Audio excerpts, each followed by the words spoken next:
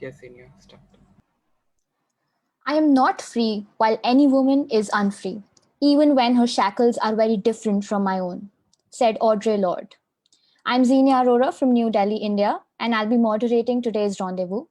I welcome you all to the webinar being organized by PeaceX on the topic period poverty in conflict zones. And I sincerely hope all of you are doing well and are safe and sound. Here's also hoping that you find this session informative and carry with yourselves the key awareness that all of us must have regarding the miracle of menstrual cycles. Before we commence, here's a brief introduction of what PSEX is and what it does. PSEX is an international amity and peace organization that is working towards creating a more sustainable and inclusive and responsible world. We bring together leaders, innovators, and change makers to achieve this and promote the sustainable development goals being chartered by the UN. This is the second webinar of the 17 for 75 series being conducted by PSEX. This entails talks and interactions with the 2020 class of young leaders for sustainable development goals by the United Nations Office of the Secretary General, Envoy on Youth. In addition to this, PSEX has now released the much awaited Delegate Res Publica applications, that is the country representative applications. Do give it a hit and fill out the applications now. The link is in the comment section. Before I introduce you to the theme of the day, a very imperative task, I wish all of you a very, very happy International Day for the Girl Child. Here's hoping all of us can collaborate and partner to work for a better tomorrow for all of the girls out there. Today's interaction deals with the ill of period poverty, especially in areas that are impeded by conflict and violence and other such disasters. Period poverty refers to the lack of access to menstrual hygiene products and also clean water, toilets, and period education. In several countries all across the globe, both developed and developing, women, transgenders, non-binary people, and other such sections of society, uh, these people face very unhygienic circumstances and manage menstruation in a very terrible manner as compared to other people who might be living in developed countries. That is owing to the stigma that surrounds the menstruation. This stems from the belief that menstruation is impure, causing several communities to ostracize this section of people during the supposedly unholy period. This can impact both their mental and physical well-being, as we'll be discussing throughout the course of the webinar. And now I'd like to introduce our very enthusiastic and extraordinarily amazing speaker for the day, Ms. Ilaida. She's a PhD student, a human rights lawyer, and the founder of We Need to Talk, an initiative working to improve health and sanitation for some of the most vulnerable groups from her home country, that is Turkey. She was recently inducted into the 2020 class of Young Leaders for Sustainable Development Goals, as I already mentioned. Through several of big fieldwork projects where Elida and her team have distributed sanitary products and offered period education to this wide spectrum of genders through one-to-one conversation and workshops and other such things.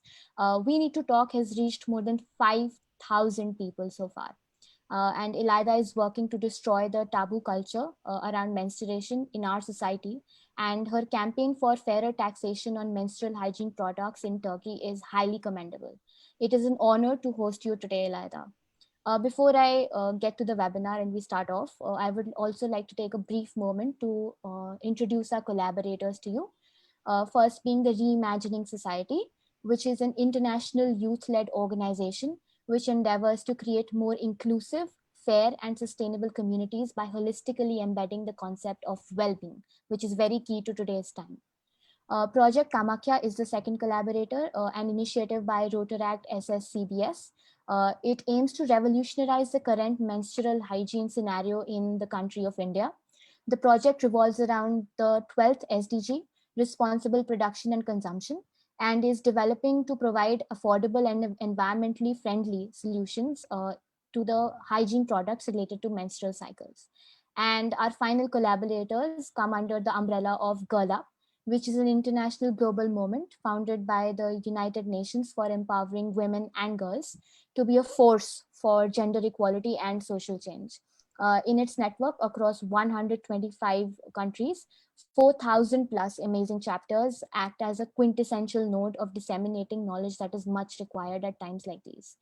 We are delighted to have a few pioneers of this Girl Up community, that is Girl Up Stephens, Girl Up Glow, Girl Up Ludhiana, and Girl Up Kurdistan. And lastly, but not the least, definitely, Ms. Zaria, who is currently working on organizing her very own fashion show under the House of Icons, London.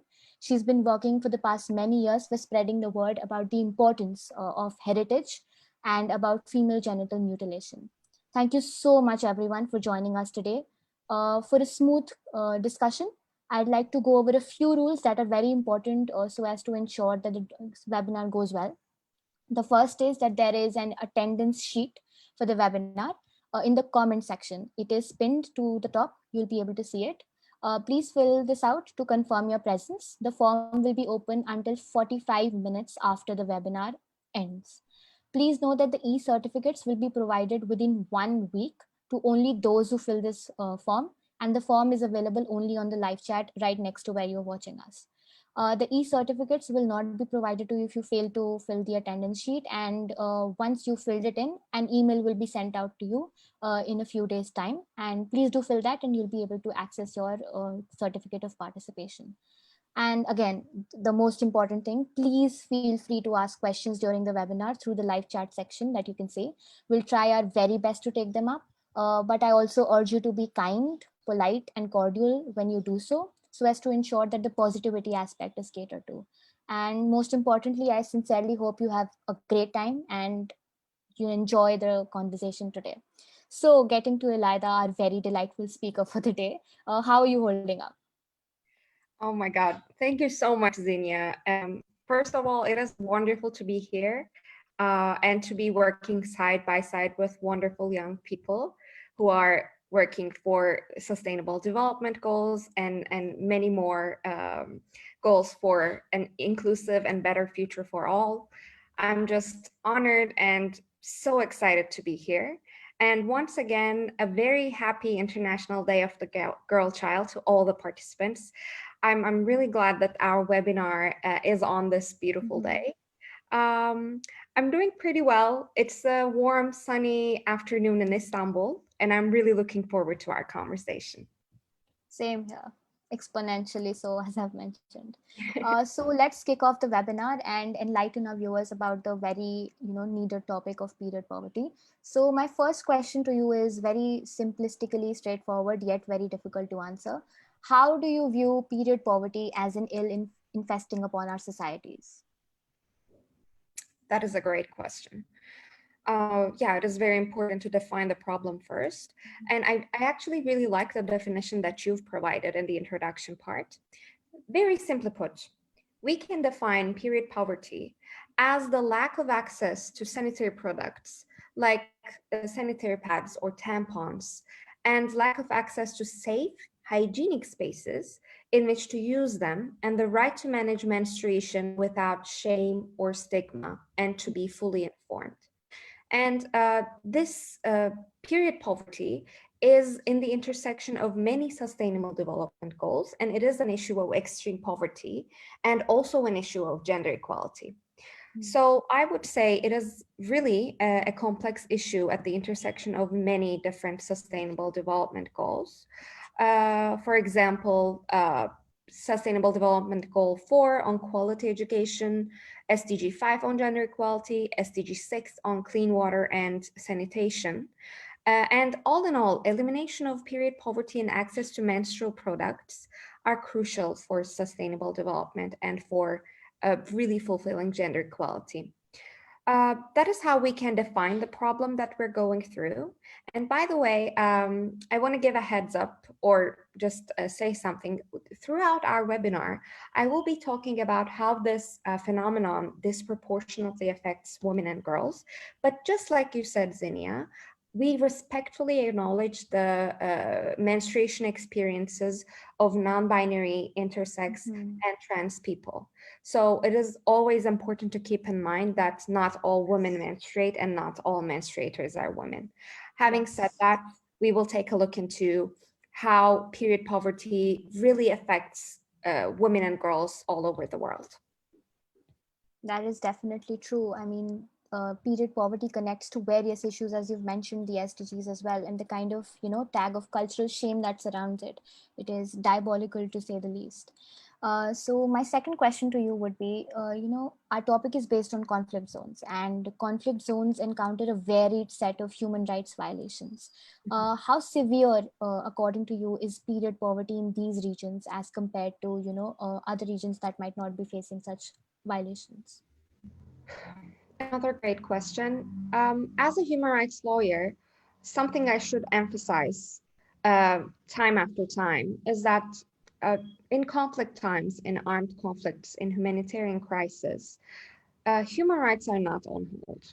We still do, we still are entitled to the full enjoyment of our rights and access to menstrual products and being able to manage our menstruation without stigma and having access to the basic needs is still a right, no matter what the circumstances are.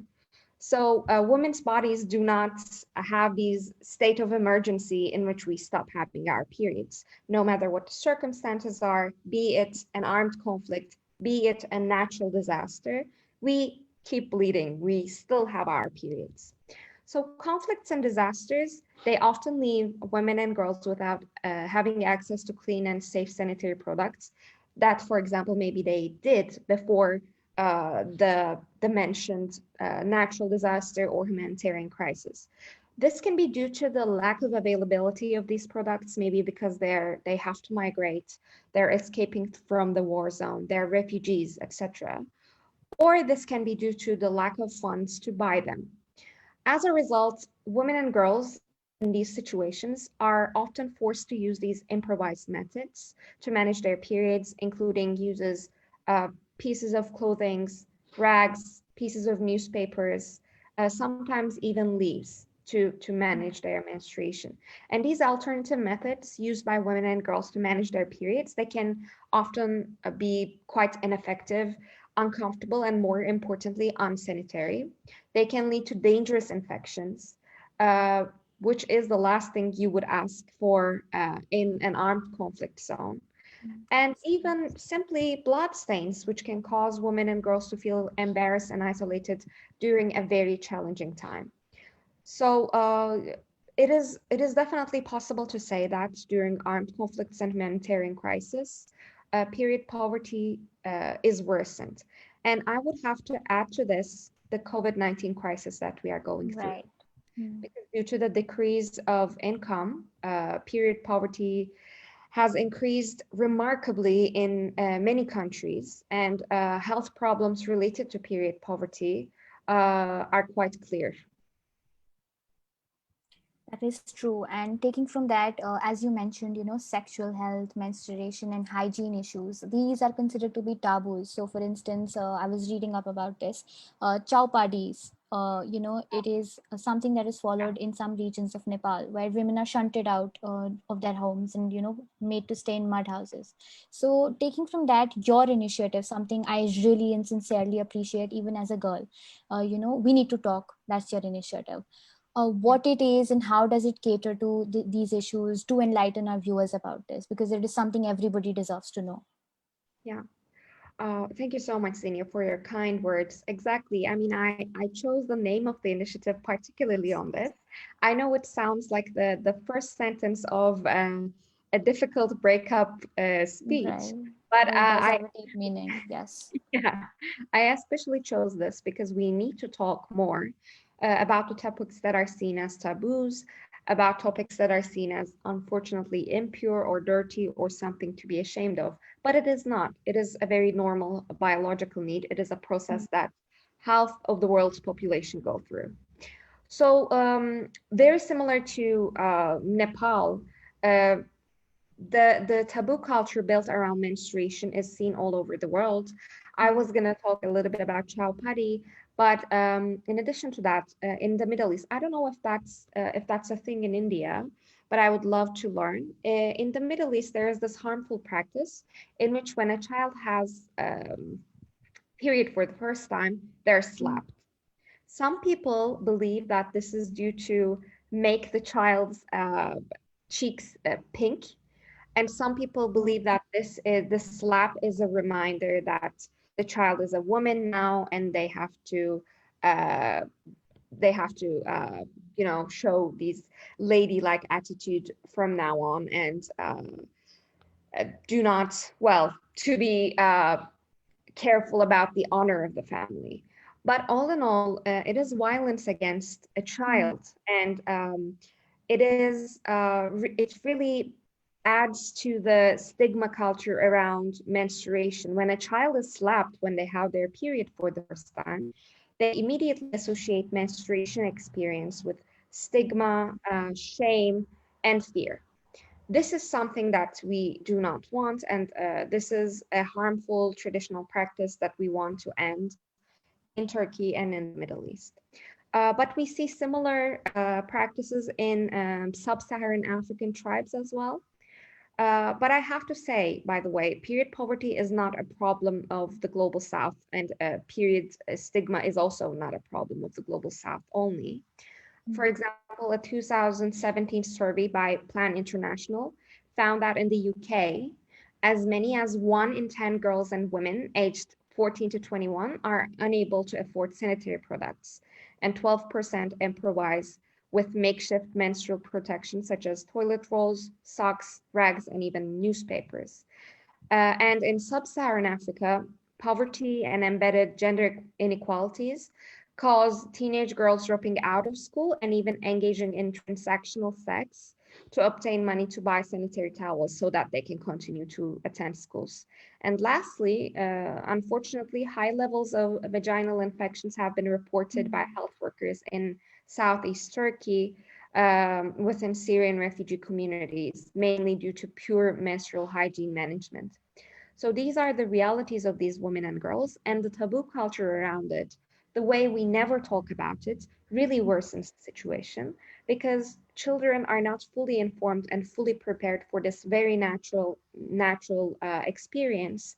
And as generations go by, this vicious cycle continues. And the way to break this vicious cycle is to simply start talking about it and to start fully informing each other about this very, very natural process that we all go through. True. That is true. And again, commendable work from your side and your initiative, and the kind of recognition you're getting. I sincerely hope that it rises in the future, because this is something that each and every country needs, and women like you, it is women like you who will avoid this problem of period poverty ultimately. So taking from that, Elida, as you mentioned, this leads to lack of education. There are a lot of other consequences associated to this, be it not getting education or problems at workplaces, and giving rise and putting impetus on other social evils. So taking from that, what are the other consequences that you would like to put forth in a categorical manner, say on individual and community levels? Oof, that's a question. I mean, I could write a thesis about the answer of that question, but I will do my best to summarize. Yes. First of all, I would say, and I'm putting my human rights lawyer hat on here, lack of access to sanitary products, menstrual products in certain cases, do amount to a violation of human rights. And in this case, we're talking about the right to health, which is provided under Article 12 of the International Covenant on Economic, Social, and Cultural Rights. To put it better, it's the right of everyone to the enjoyment of the highest attainable standard of physical and mental health. Of course, in the covenant, we do not see a right for access to sanitary products or a right to access for menstrual products. But menstrual hygiene is definitely a part of the right to health, which is evidenced in the general comments provided by the Committees on Economic, Social, and Cultural Rights. So all in all, the right to manage menstrual hygiene properly is recognized by international human rights community within the normative frameworks. We do know that. And in addition, as I talked before, period poverty is an issue of extreme poverty. So it is actually not only a women's issue. Globally, 2.3 billion people live without basic sanitation services. And in developing countries, only 27% of people have adequate hand washing facilities at home, for example. It's a statistics that was shared by UNICEF very recently. That is pretty sad. Yeah, it is. It is. It is. It belongs to this broader topic around access to sanitation and the right to health. Not being able to use these facilities makes it harder for women and young girls to manage their periods safely and with dignity. And I should say, we have to talk a little bit about intersectionality here, because not all people have the same menstruation experiences. Girls with special needs, girls in remote rural areas, and girls with disabilities, they disproportionately do not have access to these facilities and these products and resources they need for proper menstrual hygiene. So living in conflict-affected areas or in the aftermath of natural disasters also makes it more difficult for women and girls to manage their periods. So I would say the first two problems that we come across is the violation of the right to health and extreme poverty overall. But here I would like to talk a little bit about, and I'm sorry, Zinia, I'm a little bit brainstorming here, but it is very, very important to talk a little bit about taxation of menstrual I was products. about to get to that, yes. I mean, while Yeah. I was researching, I came across, I mean, a country like the United States made, menstrual products free in federal prisons in 2018. And even in India, the tax was abolished very recently, I believe last year. And that is something that is, I mean, highly unacceptable, because this is not something new. So, and you're working on that. So do enlighten us on that as well. Yeah, definitely. I mean, I'm actually very proud of the best practices that India are showing, and we are really fighting for similar models in Turkey. It is indeed shocking that menstrual activism has been a thing for the last decade, although half of the world's population have been menstruating for thousands of years.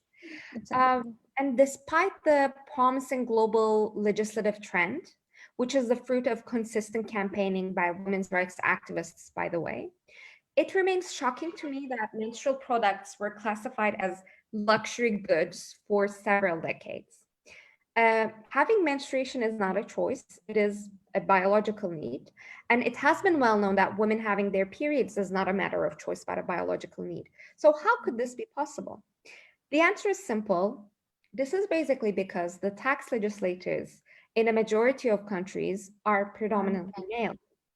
And also the taboo culture around menstruation could be one of the answers. I mean, it is a little bit more difficult to bring up issues around menstruation in the parliament and open it to discussion, because the taboo culture around it really prevents it. And it's kind of like this hidden black hole that no one wants to talk about. But one thing is for sure, heavy taxation has contributed a lot to the phenomenon of period poverty. I will give an example from my own country, Turkey. In Turkey, sanitary pads are taxed with a rate of 18%. Meanwhile, the basic needs should be taxed around 5%. And right now, we are trying to lobby and campaign for the decrease of tax. We have seen, just like India, a number of countries like Kenya, Malaysia, Canada, EU countries have started to decrease the taxation rates, and some people have sorry, not some people, and some states have fully get rid of the tampon tax phenomenon that we're talking about here, because it really is a basic need. It is as a basic need as bread is or toilet paper is to a household. But it is really shocking to see that this new movement have started only 10 years ago, basically.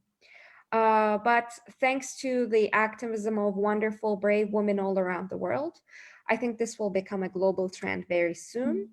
And in addition to that, Oh, and by the way, one last thing that I forgot to mention, you asked about the main problems and the main barriers that we're experiencing.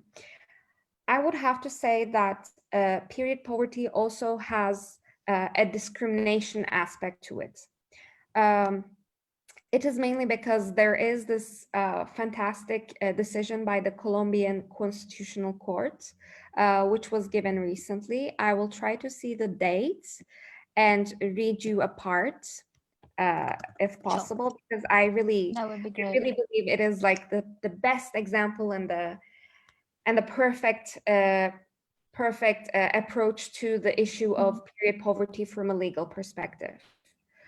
Okay, so in late 2018, the Colombian Constitutional Court held that imposing a 5% VAT on menstrual products was unconstitutional.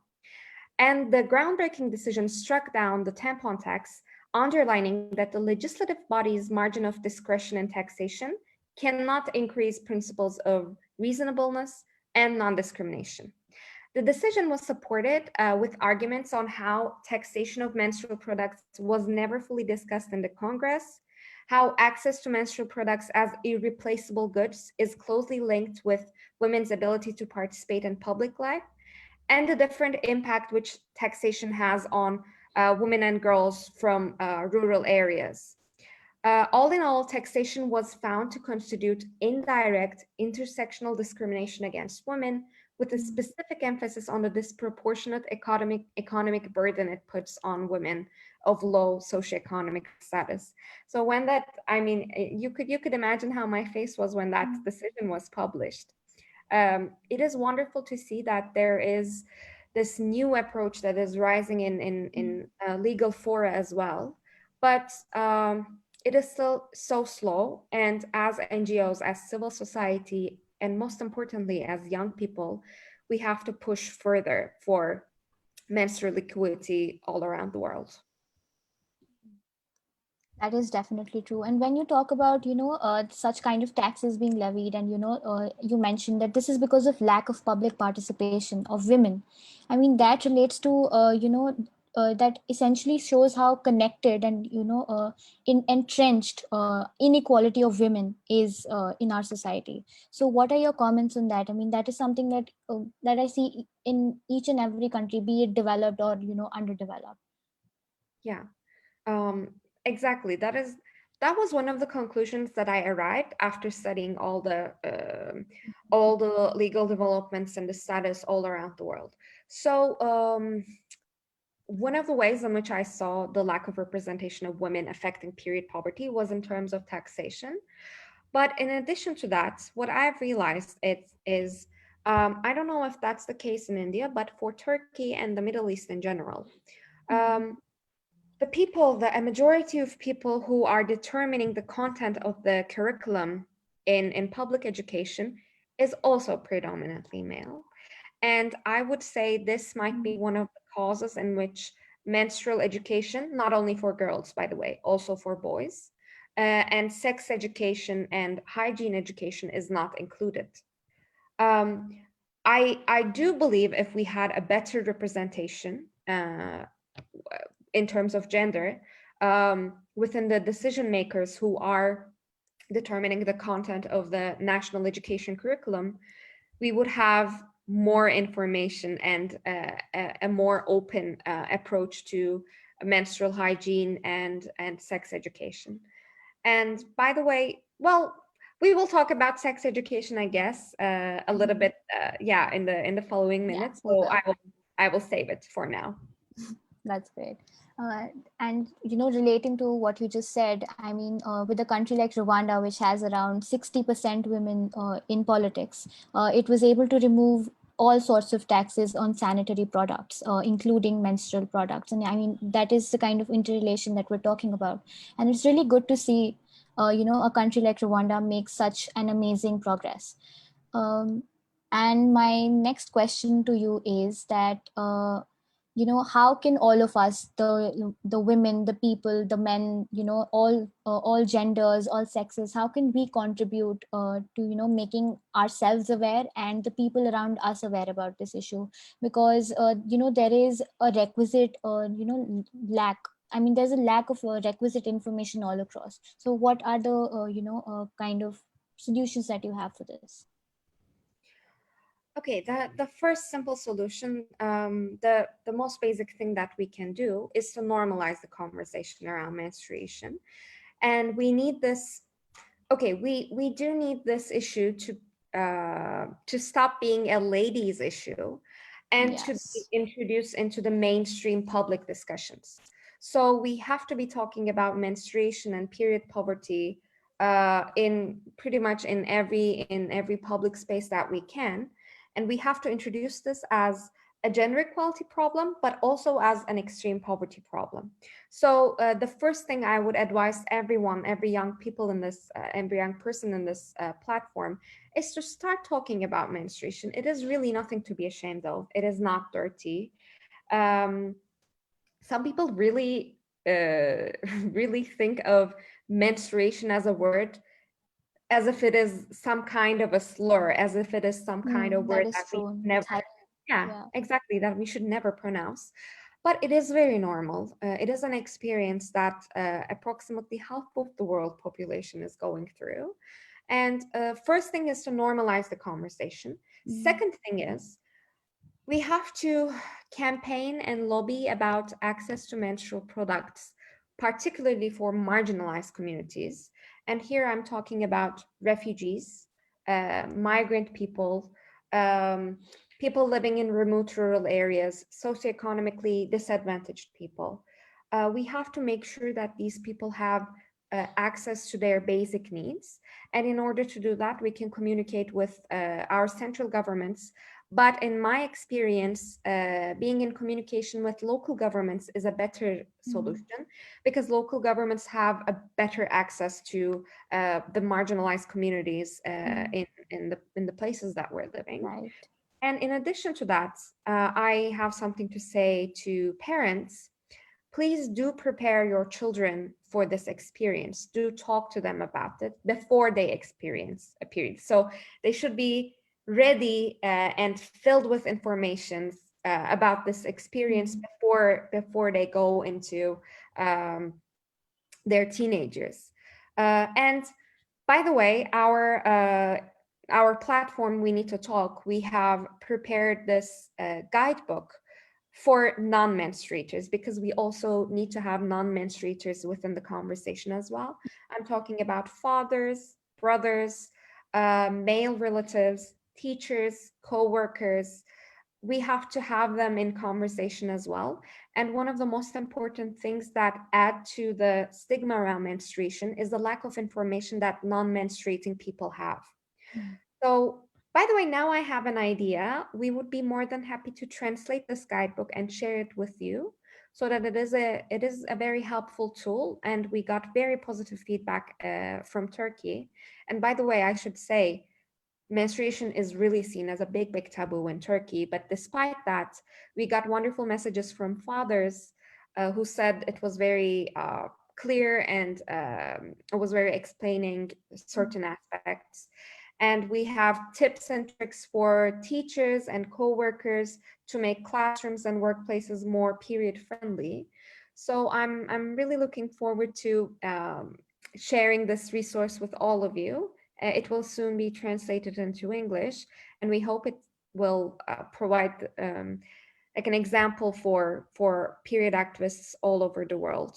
To like, we need to reach out to non-menstruators as well if we want to resolve this issue. That is true. And I mean, I as a person would definitely, and PeaceX as a whole would definitely love to contribute to such an initiative. Taking from that, as you mentioned that, such kind of awareness is not just required in women, it is more important as far as men are concerned, right? And that is something that is very important. So would you like to throw more light on that? Yeah, exactly. Mhm. I mean, simple things that men could do or let's say non-menstruators, because there can be people, particularly, as we said, non-binary, trans, and intersex individuals who may not be menstruating even though they identify as women. So what they can do is to, first of all, as I said, normalize the conversation. And secondly, support people in their lives who are having periods. And for example, it shouldn't be shameful for a father or a boyfriend or partner to kind of go and buy sanitary products for their partner, for their daughter, for even for their coworker. Like, it would be a wonderful initiative to see coworkers who are not necessarily menstruating to ask for having menstrual products in the bathrooms to make them available and free for their coworkers. It is an initiative. If we could see these initiatives coming from non-menstruators as well, that would be great. And another thing is, in terms of sex education or basic hygiene education, or any kind of education that includes information about well, menstruation and teenagers, we should be able to teach boys about menstruation too, for them to be able to understand and empathize with their friends who are going through this experience. I mean, I don't know if that was an experience for you, but I remember in middle school, boys would make fun of girls when they saw their sanitary pads or something. But it is actually really easy to change their set of mind at that age. If That someone is true. would have given them, yeah, if a teacher would have given them education or talked to them about periods and how challenging it can be for girls, I bet they wouldn't make fun of it, and they wouldn't make the experience far worse for their friends in the classroom.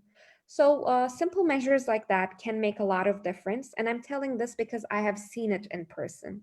I have traveled all around Turkey, and I have talked to boys and girls and mothers and fathers about this. And even a 1 hour conversation makes a huge difference.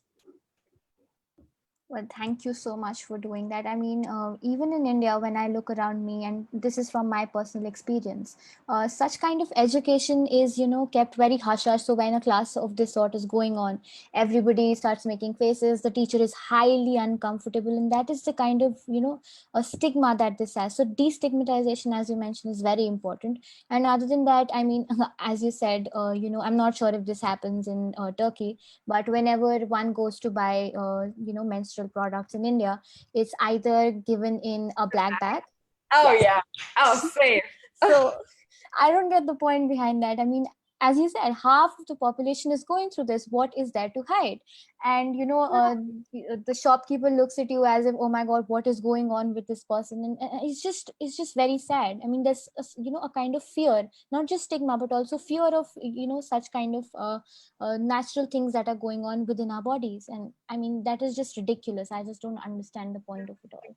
I mean, exactly. Oh, Zinia, I can't believe that that is something in India. I thought it was a Turkish thing, but I really don't know why. Is that an illegal drug that you are kind of I mean, smuggling? even drugs aren't, sealed that well. I mean, if you look at, I just don't Exactly. know. I just don't have anything to say. You're paying for a product that is produced and being sold there. What's the deal? I really don't know, but that's a phenomenon in Turkey as well. And by the way, I want to share this little memory, which I'm not very proud of, but it's kind of complicated. So in Turkey, we visited this city called Adana. It is in the south. It is quite conservative, and we basically visited seasonal agricultural workers. These are workers who migrate all around the country all year, and they help with harvesting of different products all over Turkey. And Adana it's an agriculture city. So we were visiting the agricultural workers, and at one point we kind of gathered people in the garden of a mosque, because there are no conference rooms in villages, of course. We gathered people in the shadows wherever we could, and two angry elderly men came at us and told us that what we were doing was immoral and we should be ashamed of ourselves. So we had to choose our battles. We could pack our stuff and leave the village, or we could stay and still provide these women and girls the product they needed. And we had to distribute the pads in black plastic bags. I know it's really it's really I contradictory. understand what you went through there. It really contradicted the core principles that we believed in. Like, we fought for sanitary pads not to be put in black plastic bags. But sometimes in certain contexts, you have to choose your battles. And I do believe, and I do hope that we will never have to do that again. But it was an adventure, honestly. Anyways, just wanted to share. I mean, that is something that would happen if you came to South Asia as well. I mean, it's not just about menstrual cycles here. It's just about you being a woman. So Yeah. I again, I am congratulating you again and again, but again, congratulating you on this again. So we now open the floor for our participants to send in their questions. Please write your questions in the chat box right next to where you're watching us. We'll be asking the questions all of you sent from your form now. Due to the paucity of time, I will not be able to ask all the questions, so do bear with us. So the first question is, do you feel the introduction of menstrual hygiene and sex education in school curriculum is possible in countries where, the subject is identified as a taboo? Okay. That's a perfect question, because it's very applicable to Turkish context as well, or Middle Eastern context. It is not easy to introduce sex education in public education curriculum in Turkey. But the thing is, sexuality is still a reality in our lives, and menstruation is still a reality in our lives. And we have to find clever ways of introducing these topics in our education system. Like, for example, we have this tactic in which, when we visited schools in conservative areas, we used to call it hygiene education. But within hygiene education, we used to talk a little bit about puberty, a little bit about menstruation, and even sometimes about the concept of consent. But I mean, looking from the title, it was hygiene education.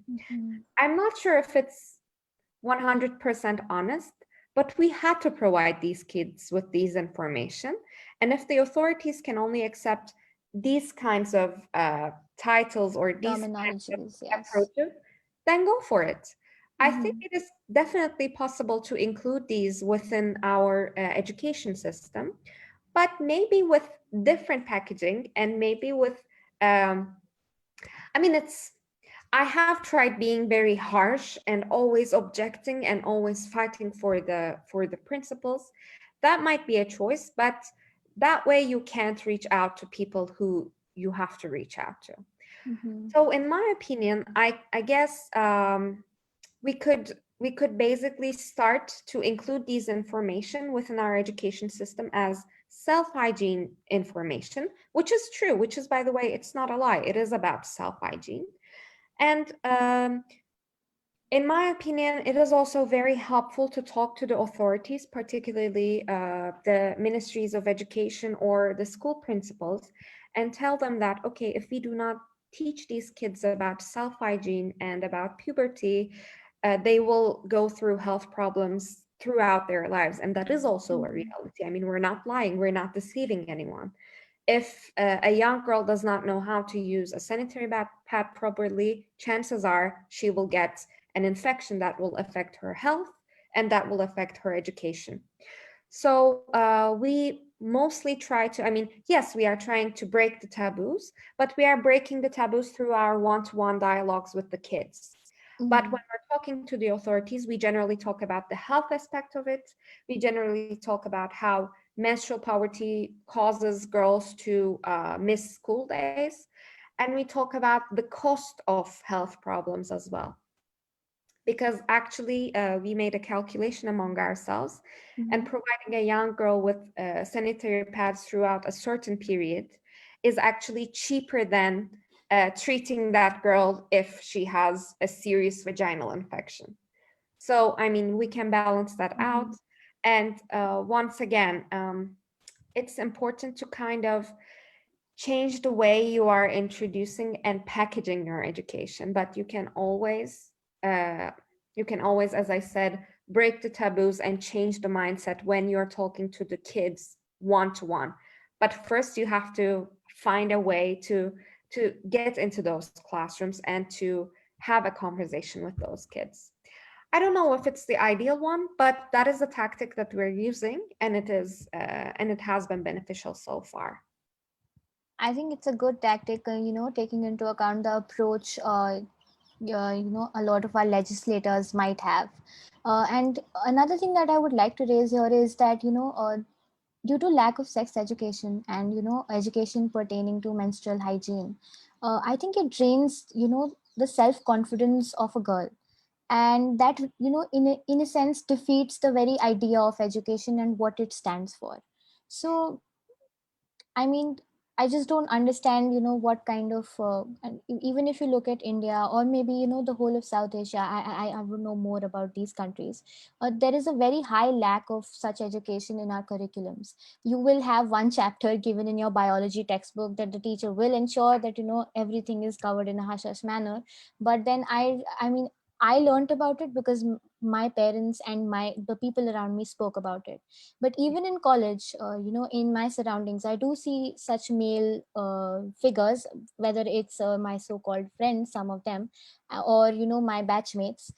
These people just kind of try to, so they'll point out that you're a girl, and then they'll also point out to when you start talking about your periods, oh my god, you're on that day, so you're PMSing if you're angry. So I mean, that kind of culture. Oh my God. I'm sure I'm you will feeling, encounter this. yeah, I'm feeling so many feelings right now. I totally hear you. And one thing is, I also do know that classical chapter of biology books, in which there are giggles all over the classroom, and the teacher Yes. basically tells nothing because they're also uncomfortable. So one thing that you said about self-confidence is so true. I'd like to share something, again, from Turkish context, and I apologize, but I do realize that our cultural contexts are very similar in certain cases, so you do Yes. really understand. So in Turkey, a couple of years ago, the Turkish Language Institute made an update in their dictionary, and they changed the definition of the word kirli, which is dirty. Okay. One of the added definitions of the word dirty was a woman who's menstruating. How scandalous. I mean, can you think of a little girl reading that definition, how she would feel about her body and her That's future just experience? monstrous. I mean, That's horrible. That's very traumatic. And we are pushing to talk more about menstruation to normalize this experience for girls, because menstruation, yes, menstruation is really challenging. I'm not gonna, I mean, they can be nightmares for me sometimes. I'm not gonna talk about, oh, how easy they are. No, they're not. They're not, quite yes. challenging. They're confusing. It's fine. But the thing is, we really shouldn't force girls to immediately associate menstruation, which is a very natural biological experience, with shame, with stigma, with fear. At this age, when the approach is like that, girls at that age automatically internalize the idea that they're second, Yes. citizens, that they're not as good as their boyfriends in the classroom, that they should be ashamed, that they are dirty sometimes. We even receive questions like, is having a period a sin from young girls? And it's That's quite, just, it's really, I mean, I'm laughing about it, but it's really scary to see that young girls have internalized the idea in such a way that they think having periods is a sin. Um, but I'm very glad to see that changing the set of minds of young children is much more easier than adults. I yes. see a wonderful question about this in the chat box. If it's okay for you, I would love to answer. Yeah, sure. It's from Charanjeev. It says in India, a lot of teachers are not young adults. They've lived the major part of their life, their whole life. They're taught that it is a stigma and not a good topic to talk about. How can such people teach their kids, students for the same when they aren't themselves comfortable talking about it? A great question, and it's also the case in Turkey and Middle East as well. For that reason, we have prepared the guidebook for teachers particularly because they're the ones who are teaching our children. And again, it is much more difficult to change the taboo culture in the minds of adults, but we have to do that. And I think that there's a big role, there's a big part that falls on parents and young people to push for a change in the set of mind, to push for a change in the curriculum. Because we really have to break this vicious cycle. Like this cannot repeat in the future generations. And yeah, I mean, it's not easy. I definitely understand that, but it is necessary, and we have to keep fighting for that. I also, yeah, I also see another question that says, how worse is the problem of period poverty for LGBTQ people? Would you like to discuss Sure, that? go ahead. Yeah. Very relevant. Okay, perfect. Thank you for this wonderful question. Yes, as I said, particularly non-binary, intersex, and trans people's experiences around menstruation can be extra challenging. Of course, the whole LGBTQ community is also having their fair share of menstrual poverty that everyone is having. But in addition to that, of course, their inclusion within the society, their access to their fundamental human rights are under danger. And we definitely accept that, and we have to take their realities into consideration while fighting against it. An important issue that we are coming across in terms of the experiences of trans people, for example, is that they do not have access to public bathrooms that they can use. For example, they are often judged when they are buying menstrual products, but it's very basic need. Or I mean, these are experiences that, okay, we are all experiencing period stigma. Some of us are experiencing period poverty, but for example, we're not experiencing some of the problems that they go through.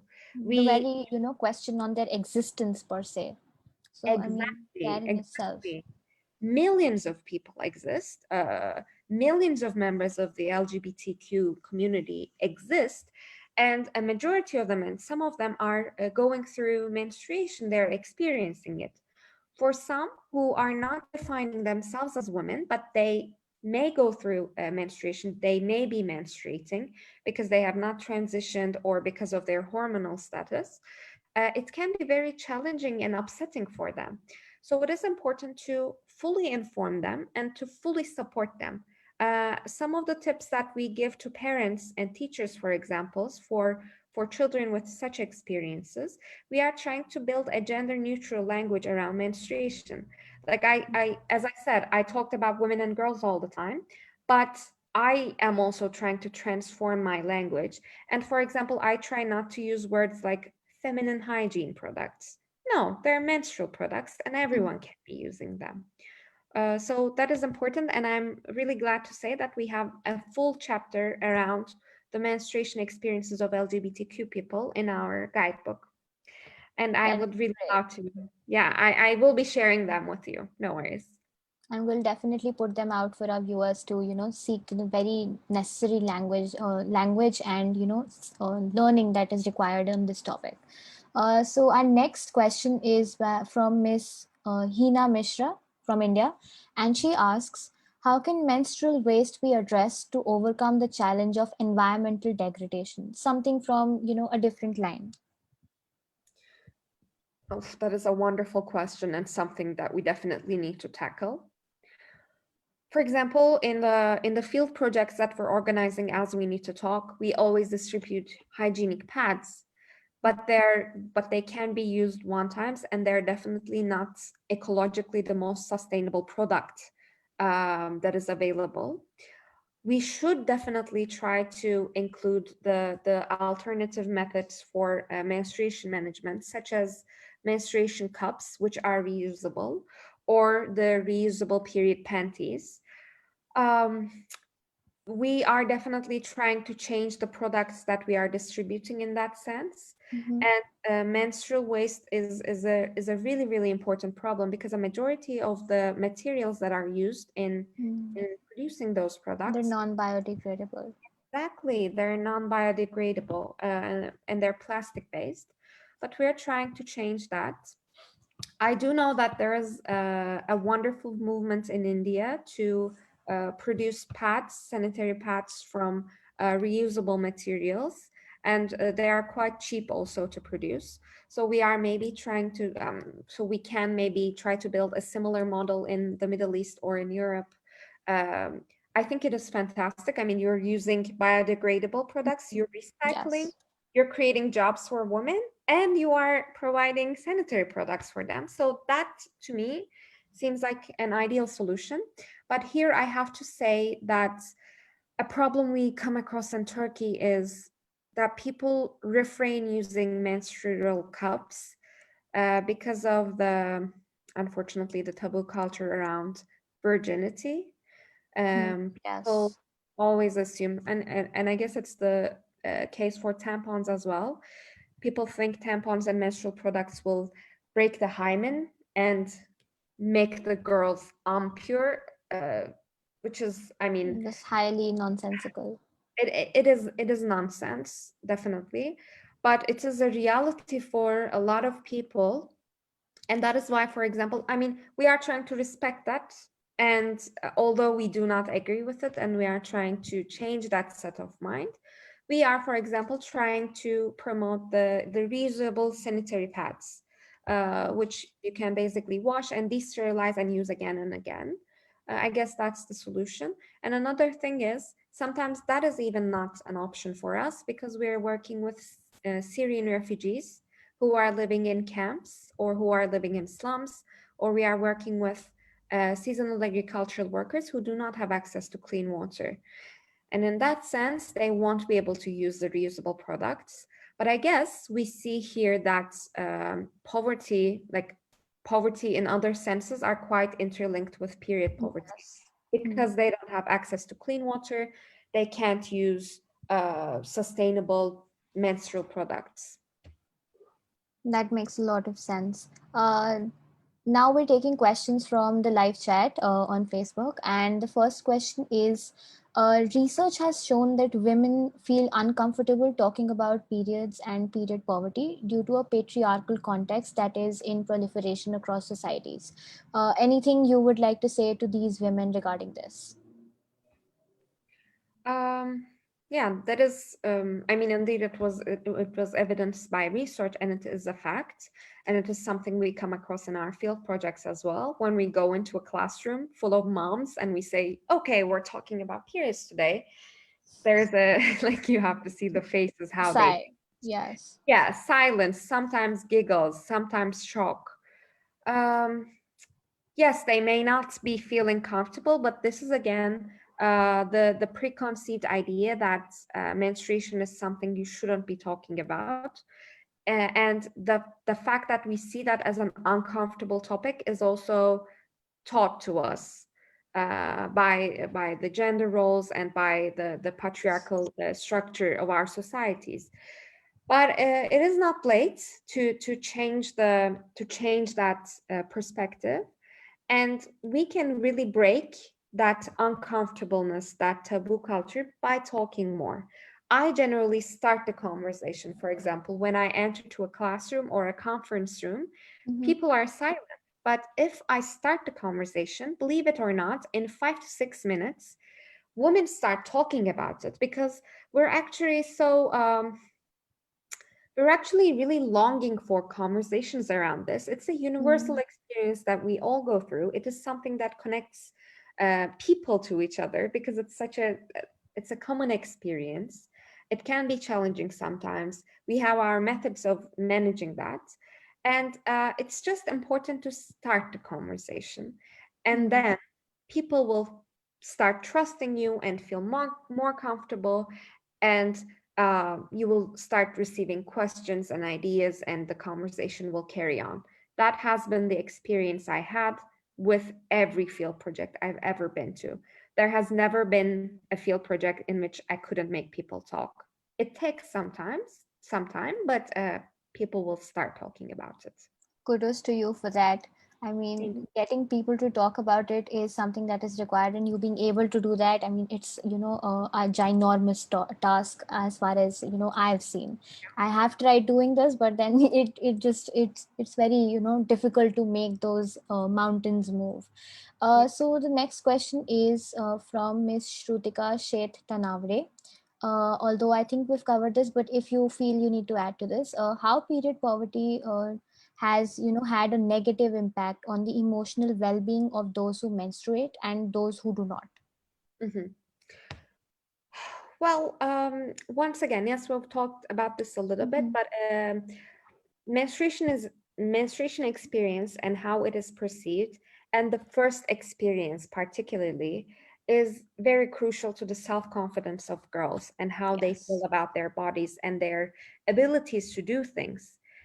It is actually, in my opinion, the first real experience in which they realize their bodies and experiences are truly different from boys.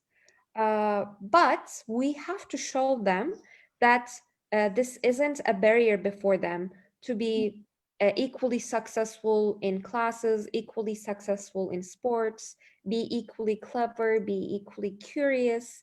They can do anything, really. Yes, it is challenging in certain contexts. They can have period cramps, for example. Mm. They can go through emotional confusions, which is definitely fine. And while I'm saying this, like they can do everything that boys do. Yes, they can, but we can make this possible by recognizing the different needs, the different biological experiences that they're going through, and by accommodating that and Mm. providing them the resources and products that they need to tackle with it. Then they can definitely be equally successful in life. But Mm. we have to build that idea in the minds of girls, because yes, as I said, menstruation is not a very easy process to go through, but it's important to change the way they perceive that experience. Bridging that gap is something that is very important, and as we've repeatedly talked about it. So the next question, and I feel this is very relevant, and I still don't understand why this hasn't happened yet. Do you think international organizations should move to ban the pink tax? Mm. Ooh, that's a great question. Banning the pink tax. I wouldn't go with banning the tax, but I would definitely go with decreasing the pink tax, because Mhm. it might be unrealistic to ask every country in the world to provide these products freely to everyone. But we can ask them to provide these products freely in certain places, like public schools and certain public spaces. And we can definitely ask the governments to decrease the pink tax to a Mhm. level in which basic needs are taxed. So we are not saying, I mean, the ideal is to have no tax over menstrual products, but in a realistic sense, it might not be I mean, it would be a bit over ambitious to go for that. But Makes uh, sense. in order to prevent discrimination on the basis of sex, we can definitely ask for sanitary products to be taxed equally with all the basic need products. And we can definitely ask governments to provide these products to vulnerable communities for free and within public spaces for free. It's kind of like, we can think of it as toilet paper. We all buy toilet paper and we all pay taxes for toilet paper, but it is a basic need. And we never carry our toilet paper with us when we're going to a mall or when we're going to school, because we know it will be provided there. We have to think of menstrual products in that way. Mhm. That makes sense. I mean, that is important too. So the next question is from Miss Reinta John, if I'm not pronouncing that wrongly. It is, can government intervention really help to reduce period poverty? Definitely. Governments have the power to shape the curriculum, first of all, the education curriculum, so they can provide the necessary information to children from a very young age. One is that. The second intervention would be to rearrange the taxation of menstrual products, which is something that we're asking for. A number of states, including India, has done that, and there are a lot of states that should be doing that, including my country, Turkey.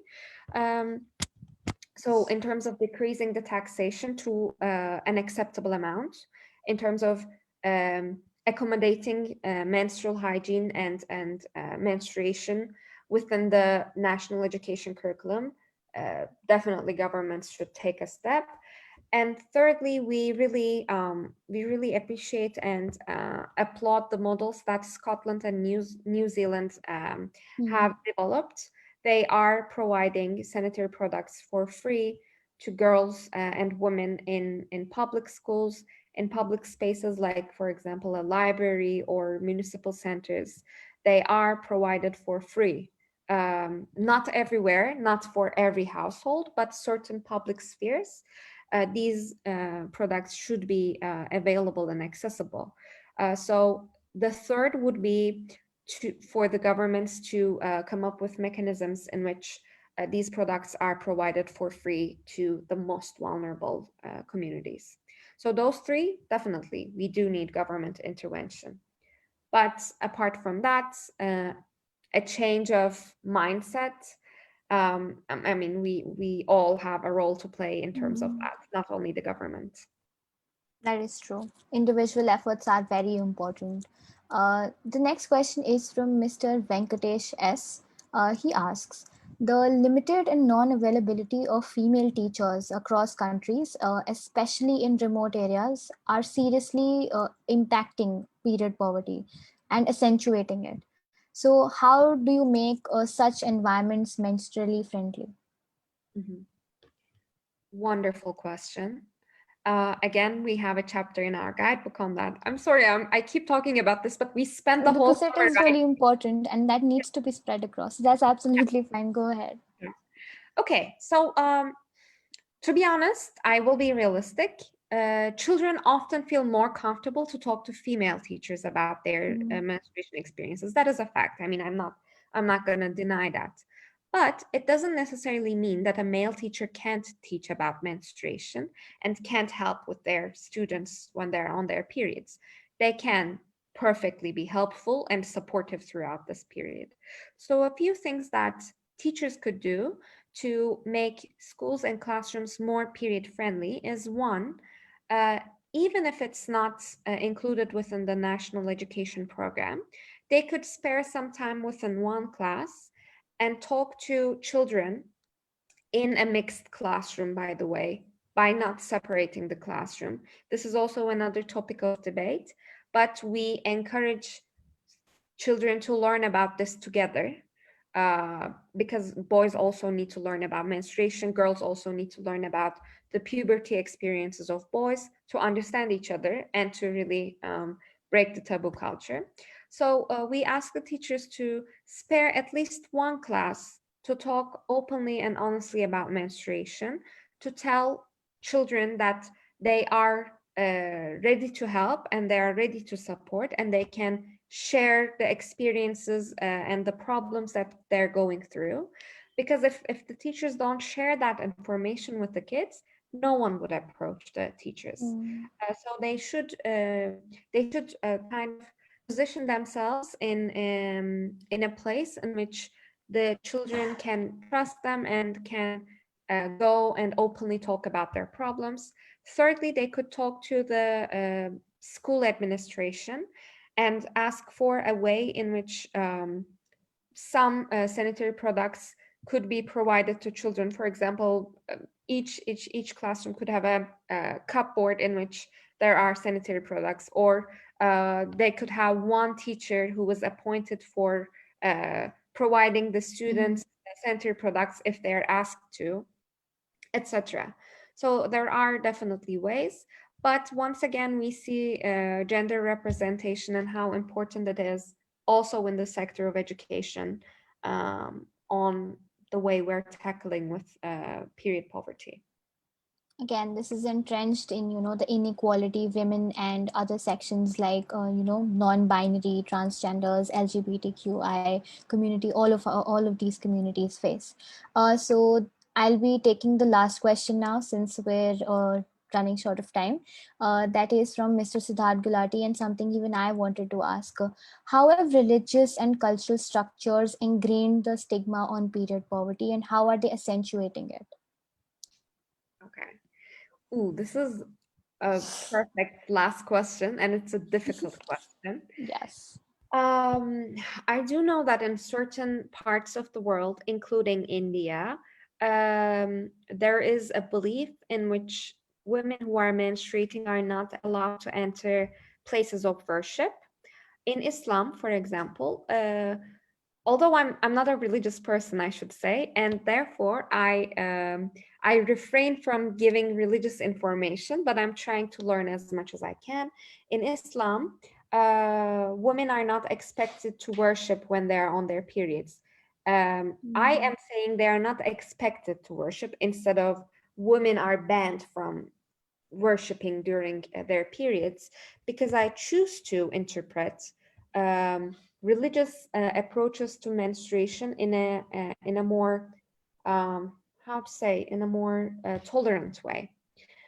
I do believe, and I do want to interpret these religious rules in a way in that religion is recognizing and acknowledging the difficult experiences that people who are menstruating can go through. For example, when you are bleeding, it will be difficult for you to fast for the whole day, because your body is already challenging enough, Yes. and adding that to the fasting, it could be a disaster for your physiology. So I'm trying to interpret the religious rules in a way in which they are also accommodating um, the menstrual experiences of women. And I have to say, I do not know a lot about also the Islamic practices, and I get a lot of questions around religion from children, and I always try to say, okay, I do not know enough about religion. Please do go to your teachers or to people who can share religious information with you, because it's a really, really dangerous and gray area.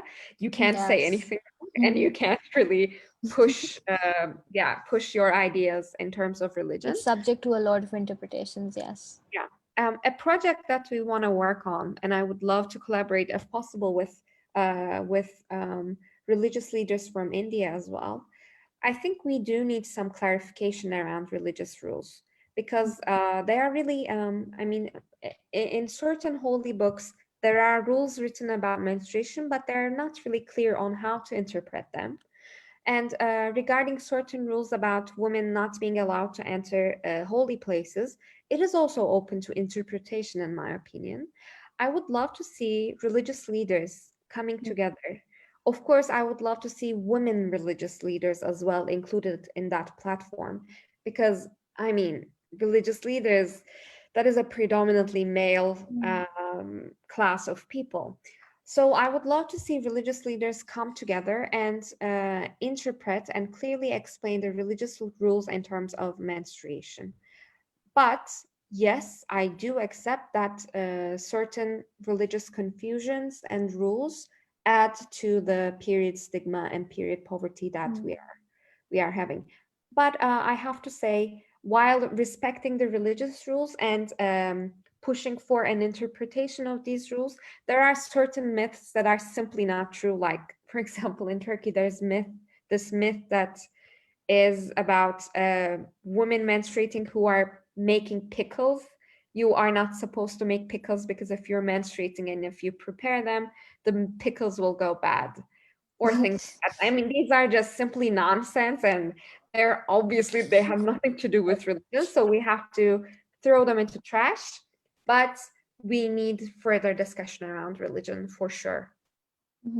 I mean, one such, stigma that I've come across, I haven't really experienced it, but I have definitely heard of it. You don't enter the kitchen when you're menstruating.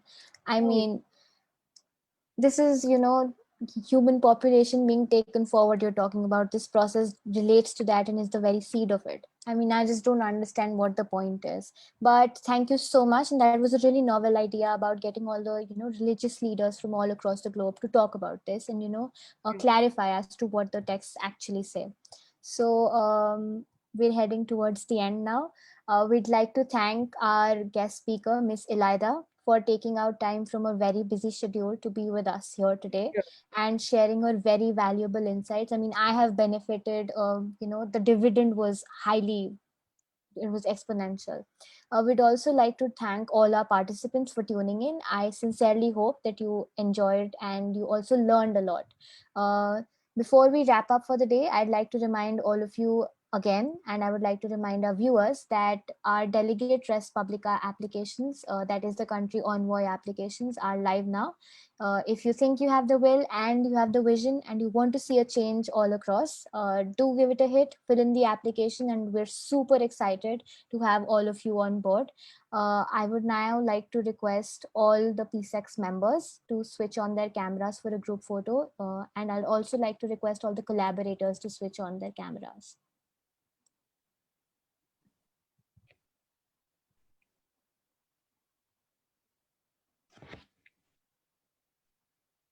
What an amazing bunch of people. I'm just filled with joy. Same here. Okay. I believe we're done. And again, thank you so much for joining, everyone. I hope to see you on next Sunday. Thank you. Thank you so much.